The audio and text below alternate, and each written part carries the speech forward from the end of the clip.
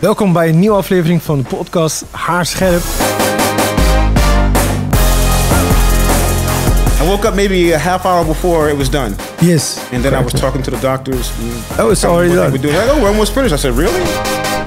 Vandaag zonder Manuel, maar we hebben wel een speciale gast uit Amerika, Mark Jenkins. Hey. Welcome to the Netherlands. How are you? How are you doing? I'm pretty good, man. Thanks for having me. I appreciate it. We're going to talk about a lot of things, about your hair, about the body, of course. You are a trainer. You are a successful celebrity trainer from a lot of celebrities. They know you, and I know this. I saw also how you train them. What makes you confident to yourself? What makes me feel confident about myself? Yes. Preparation, being prepared makes me feel confident. And of course, I think for everyone, looking good makes them feel confident. If you look good, you feel good. If you feel good, you perform better. You're more confident. Correctly. Because I know your age, of course, but your body, it's really, really, really ripped. I'm aging. 54 May 2nd, so I just had a birthday. Yeah. So you look really young. Yeah. And you got a new hairline. So I got a new hairline, it gave me 10 more years, so I'm rolling with that, So I'm back to 44 now, I tell people. I was even thinking about 40 years old. So yeah, you look young. Yeah, you look young. So, and you are a good trainer. So I was also training, of course, by Mark. And how we was meeting is nice because of confirm. We was meeting, I think, 1 year before. 1 year before, a mutual friend, Anwar, introduced us. Yeah. Confirm, and we hit it off and had talked about it in the office. And I didn't realize how much my hairline had receded until you actually pointed it out to me in the meeting. Correctly. Because when it's on yourself, you don't really think about it. Yeah. But when you look at a picture and somebody's shooting specifically there, you're like, wow.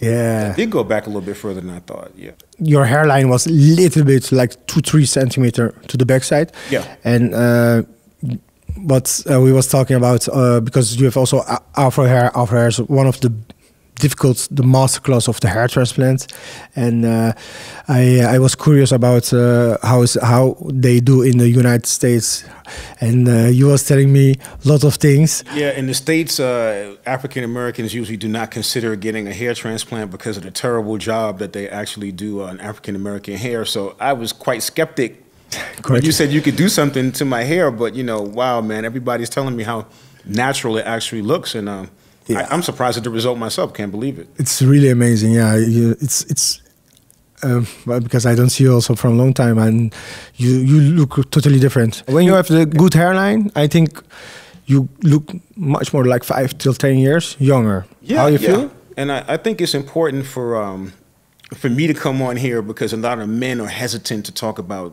getting a hair transplant or doing anything cosmetically for themselves. But, if it's something that makes you feel better and makes you perform better, why not? Yes. So correctly. I'm very open. People ask me like, oh, you look so good. What's your hair secret? I tell them global hair. They say, so you got your hair done? That's the Dutch word, right? But it's like, so really? I can't believe it looks so natural. And I always tell them, man, I said, it makes me feel better. So I'm able to perform better because I'm quite often in front of the camera. Yeah. Doing content for videos, doing interviews. So just on a subconscious level, to know that your hairline looks good, it's something that much less you have to think about when you're actually in front of a camera. Yes, and you feel much more better. And around you, the people around you who see this change. What is the first reaction when you was doing the treatment, the hair transplant, from people around you? They was not looking like, why you do this? And what's the reaction now when they see your hairline is again back? That's a funny question because when I first got it, everybody was like, why, Mark? You're in shape. Why did you do that to your hair? You look good. Why, Mark? You're so vain. And, I did it for a couple of reasons. Number one is because if I didn't have a personal relationship with you, yes, as a trainer client, and I hadn't seen how many people's heads you've yes, done, yes, and fixed, I wouldn't have felt as confident to do it for sure. But number two, I just was like, wow, man, I'm getting in my 50s. I want to keep promoting health and wellness. It's a very visual genre. So I just wanted to make sure I looked the best I could. So I have no problem with it. And everybody was like, what are those dots in your hair? What's good? Because, at first it scabs up and then, Yes, the first 10 days you see 10 days you see it on the dots on your head, and I was still going outside. People like, what are you doing? What happened to you? Yeah. But it doesn't take long to grow in. I think after a month or so? Yeah. Yes, yeah. After 1 month, it's falling hair out, and then after 3-4 months, it's growing. But you was believing me. When you ask me when it's gonna grow, I say wait till 6 months minimum, and then you're gonna see the results. And it kept on getting better and better. Yeah. It kept on getting better and better. Like, wow, more and more is growing. I thought it was gonna stop. I said, okay, this is cool, but it just kept getting fuller and fuller. So a very amazing process, man. Correctly. And also you are a trainer. You watch also with your food. I see how you are training and how discipline you have with your food. So this kind of things also, of course, important that is growing more quickly. But you was, I think, around second, third month that you was saying already, like, it's coming the hair out. It's almost more hair than what I have before. You was telling me, and I say, yeah, it's because you're healthy, you are take care of yourself, and you are doing all the right things. These are important after the hair transplant, of course, the aftercare with V6 hair boost, and you see a nice result. And I was happy that you was trusting me, because I know that you are also a perfection guy, right, with everything, with your training. Because I was also training with you. Now I don't have so much time, but I must. You got to reconnect soon, and even with your training, how discipline you have, and how perfection you everything wants. Like this, I was feeling already that you want the perfection hair transplant, and when you say like, yeah, I prefer to do it in the Netherlands than in the USA, because I want perfection. I say you are by the right address, and now. How is that you trust me? The most important thing, I mean, there is a common denominator that all successful people have. I train a lot of celebrities, yes, a lot of Fortune 500 CEOs, a lot of successful soccer moms as well. Shout out to the moms out there who work out and take care of the kids, because they're real athletes as well. But a lot of hard-driving, successful people, and the one common denominator is that they're meticulous in what they're interested in. They're perfectionists in their craft, and I immediately recognized that with you, at GlobalHair. And not only that, I recognized that in the gym, because you were really pushing yourself, trying to get each set proper form. You're the same way. And I think that denominator, that leads to people being successful. So once I saw you had that through the workout, I felt very confident in my hair working out. I said, okay, this is the guy. Yeah, that's really important, because I think that if you do a job, you must do it or perfectly, or you must not do something just to do. A lot of people ask about the pain, and I see that when we do even the anesthesia, 80-90% from the people, everybody say the anesthesia, I feel it's burning, and it's a little bit pain, and you say, this is not pain. So I don't know. It's because your body is like this, or you feel it really like without pain. We actually recorded. I don't know if you remember, but we did record it as it was getting done, and you guys had to wake me up.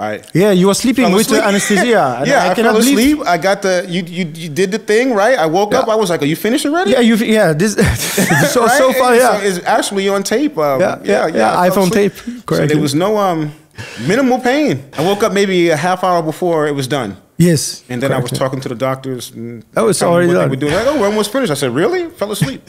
From here to here was nothing. Yeah.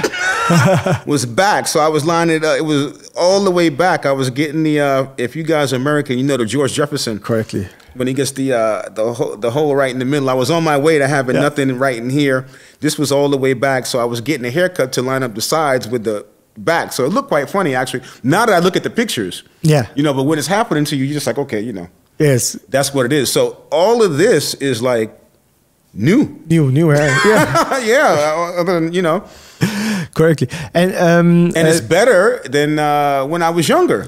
The hairline is even. Actually, the hairline is better, in fact. Yes, and it's a little bit more front than when you are younger. It's much more even, symmetry. Yeah. 100%.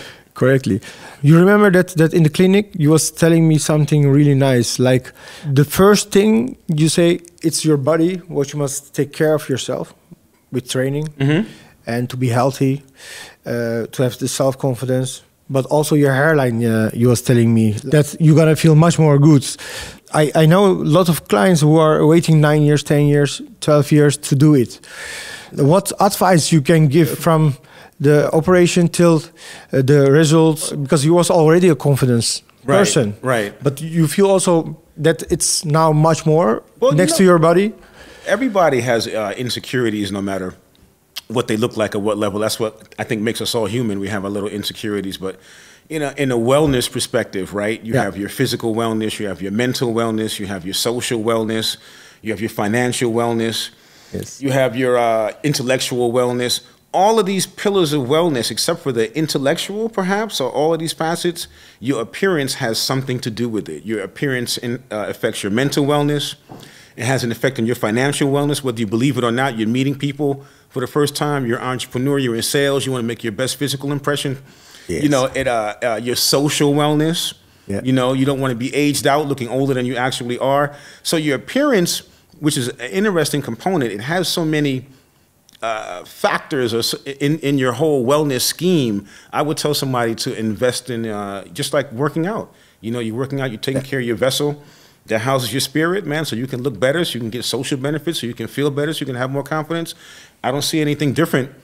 That's why I was so passionate coming here today, because I think men in particular, I think women get it. Yeah. You know, they'll invest in themselves and how they look, or, you know, do something they don't like, they'll fix it. They're more, but men are a little bit hesitant. But, you know, if you want to perform better, and we are living longer now because technology is better, so why not have your appearance right at the same time, you know, and exercise and eat right. Correctly. You are now living in the Netherlands. I'm in the Netherlands now. And what are your goals? Because I know that you have a lot of clients from football players till entrepreneurs. Yep. I see that you work also lots with clients. How you see your future? You're still in the Netherlands, or? I got a couple of goals, and I'm trying to take the brand international. And the first step was coming here to the Netherlands, and then we're going to push off and introduce my online coaching, and we have some TV shows in the works, and some international podcasts as well. But I really want to, on a personal level, you know, a lot of energy I put on into external being muscular. I really want to work on being a better person, doing more meditation, being more present when I'm having interactions with people, and developing myself as a person, you know, because it's important to be balanced. The muscle is good, you know, it's great, but, you know, you still want to be a good person at the end of the day. So I'm personally trying to work on being more balanced, reading a lot more. I'm taking a presence course right now, so every day you have to be present for 5 to 10 minutes, which doesn't seem like a long time, but extremely difficult. You know, get off the phone, deal with people more, see people socially, stop Zooming, stop FaceTiming, you know, go see the person.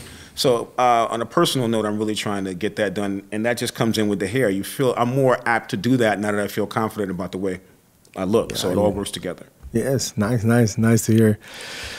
Thank you for coming and telling your story. And yes, if you need the personal trainer, Mark's a really good one. So definitely contact him. Thank you. And I'm gonna come also soon. Yep, and I'm very thankful for you, man, because it totally, it was definitely a game changer. So much respect and love, appreciation. Good to see you again. You're welcome. Thank you also.